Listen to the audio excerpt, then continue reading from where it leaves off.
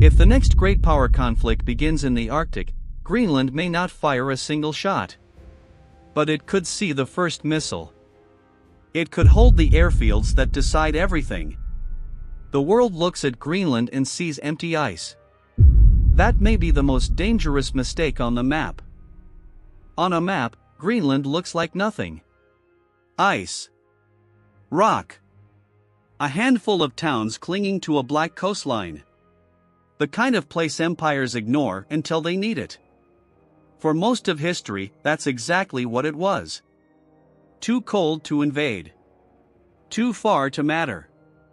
The ice itself was the defense, a wall 3 kilometers thick, keeping ships out, keeping armies away, keeping the rest of the world at a comfortable distance.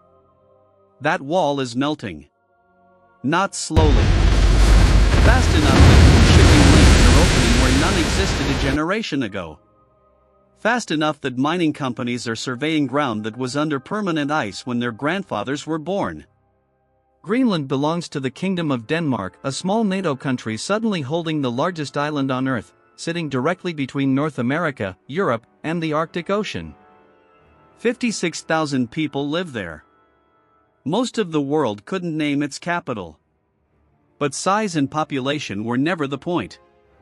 Location was always the point, it just didn't matter yet, because nothing could reach it, and nothing wanted to. Now 3 things are converging at once. The ice is retreating.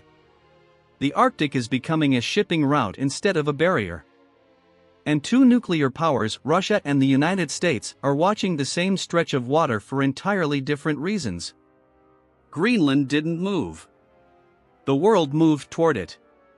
Every general staff planning for a northern conflict has to draw lines through it. Every missile fired between continents crosses its airspace. Every submarine slipping toward the Atlantic passes near its coast. An island that was protected by distance for 1,000 years is now sitting in the middle of the one place where 3 militaries can't avoid each other. In the far northwest of Greenland, past the last road, past the last town, there is a base most people have never heard of. It used to be called Thule Air Base. Now it's Pituffik Space Base, and its job hasn't changed in 70 years. It watches the sky, 24 hours a day, for one specific thing, a missile launched from Russia, heading toward North America over the pole. This is the shortest path between the 2 countries. Not through the Atlantic. Not through the Pacific. Over the top of the world, and Greenland sits directly underneath that path. Pituffik's radar isn't decoration. It's part of America's early warning system, built to detect an incoming strike with enough time to respond before it lands. Take that station away, and the warning time shrinks. Maybe to minutes. Maybe to nothing. That is the quiet fact that changes everything about how outsiders look at this island. It isn't valuable because of what's on it. It's valuable because of what it can see, and how fast. A U.S. foothold on Greenlandic ground, small on the map, enormous in a crisis. Officially, it's a joint facility, operated under agreement with Denmark. Unofficially, everyone in Washington and Moscow understands the same thing: whoever controls that patch of ice controls how much warning the world gets before something catastrophic happens. In peacetime, it's almost invisible. A handful of buildings. A runway. Satellite dishes pointed at empty sky. In a crisis, it becomes one of the most fought-over pieces of real estate on the planet, not because anyone wants to occupy Greenland, but because whoever loses that radar loses their eyes. Its value is not the land itself. Its value is warning time. You don't need an invasion for Greenland to matter in a crisis. You just need someone to consider taking that warning away. There's a stretch of ocean most people have never heard of, and it might matter more than any border on land. Military planners call it the GIUK Gap: Greenland, Iceland, United Kingdom. 3 points on a map that form a choke point. Every Russian submarine leaving its northern bases and heading toward the open Atlantic has to pass through that gap. There is no other way around it. During the Cold War, this line was watched constantly: sonar arrays on the seabed, aircraft flying grid patterns, listening for anything moving beneath the surface. Then, for a while, the world looked away. Budgets shrank. Attention moved elsewhere. It's back now. Russian submarine activity through that gap has returned to levels not seen in decades: quieter boats, longer patrols, routes adjusted to slip past older detection lines. NATO has noticed. What's changed isn't just the number of submarines. Not the noise. The silence around it. Greenland forms one entire wall of that gap. Its coastline, its waters, its air defense posture, all of it factors into whether the choke point holds or leaks.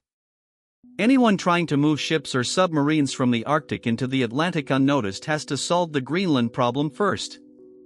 That's why naval officers on both sides study these waters like a physical border, even though no line is drawn on any map.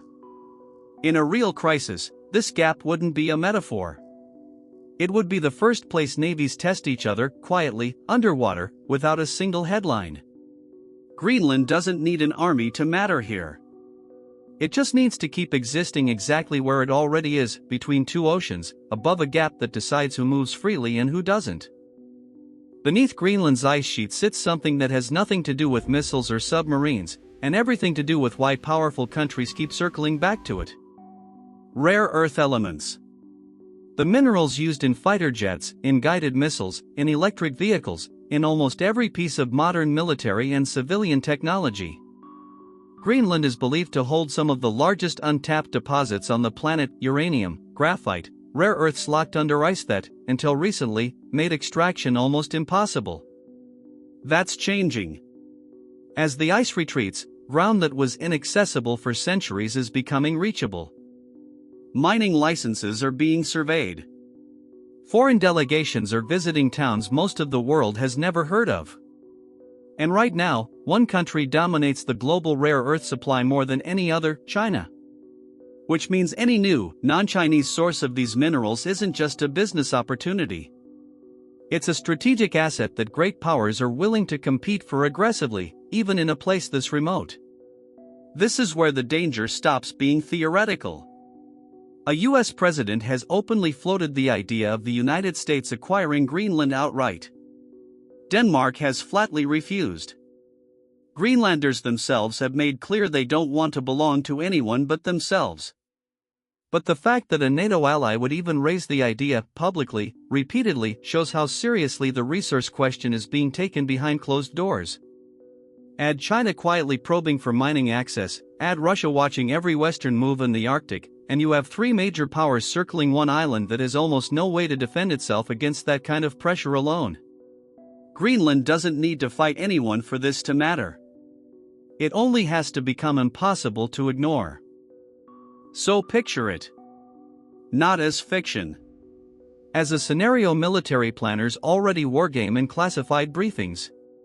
Tensions rise somewhere in the Arctic: a naval incident, a downed drone, a confrontation over a shipping lane that didn't exist 10 years ago. Moscow and Washington both start moving assets north. Not troops on the ground. Not yet. Just posture. Radar sweeps. Submarines quietly repositioning through a gap they've used for 70 years. Within hours, Pituffik's radar becomes the most important piece of infrastructure on the planet because it's the first system that would detect a launch heading over the pole. Within hours, every eye in NATO command turns toward a coastline most of their own citizens couldn't find on a map. Denmark, a country of 6 million people, suddenly finds itself holding territory that both superpowers need. Greenland's own government, 56,000 people, no army of its own, finds itself at the center of a crisis it never asked to be part of. No missile has to land. No shot has to be fired. The moment could pass just as quickly as it arrived: a diplomatic call, a stand down, a headline that fades in a week. That's the most likely outcome, even now. But the fact that this scenario is plausible at all, that a handful of harbors and a radar station tucked into the ice could become the fulcrum of a great power crisis, tells you everything about how the world has quietly rearranged itself. Greenland was once protected by the one thing no army could cross: distance. That distance is gone. What's left is geography, cold, exact, and impossible to negotiate away. the ice is still there. For now. But everyone watching this island already knows what melts first isn't the glaciers. It's the illusion that Greenland was ever really out of reach.